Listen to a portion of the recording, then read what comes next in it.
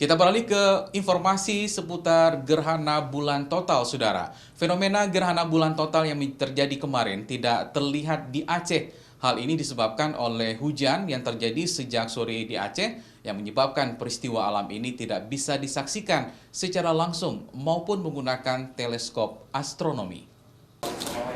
Pengamatan gerhana bulan total dilakukan di kantor Kementerian Agama Provinsi Aceh menggunakan 5 teleskop astronomi.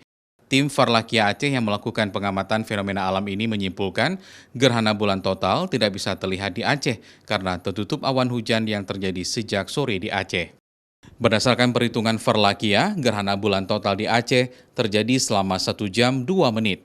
Ketika terbenam matahari dan terbit bulan pukul 18.50 sampai pukul 19.52 waktu setempat, terakhir terjadi gerhana bulan total. Menurut pakar Farlakiah Kanwil Kemenak Aceh, Al-Firdaus Putra, fenomena gerhana bulan total di Aceh hanya terlihat sekitar 84% atau berbentuk bulan sabit saja. Semua lokasi kita terkendala dengan hujan. Jadi Medan pun di Sumatera Utara hanya bisa melihat di akhir saja. Kalau kita di Aceh hampir sepenuhnya hujan, bahkan di akhir ujung pengamatan hujan lebih lebat daripada ketika yang pertama tadi. 1952 itu terakhir terjadi gerhana matahari. Ada waktu sekitar 1 jam 2 menit. Sementara itu terkait gerhana bulan total di Aceh, Kanwil Kementerian Agama Aceh juga mengeluarkan himbauan untuk melaksanakan sholat gerhana di seluruh Aceh. Walaupun gerhana total tidak terlihat karena faktor cuaca, namun sholat gerhana bulan tetap dilaksanakan.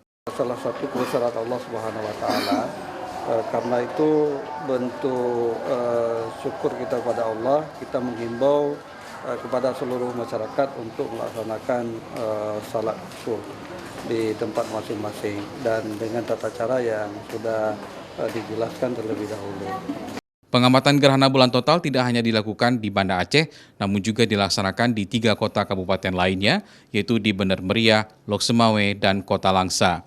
Dari ketiga daerah lainnya tersebut, peristiwa gerhana bulan total juga tidak terlihat karena faktor cuaca. Mustajab, Kompas TV, Banda Aceh.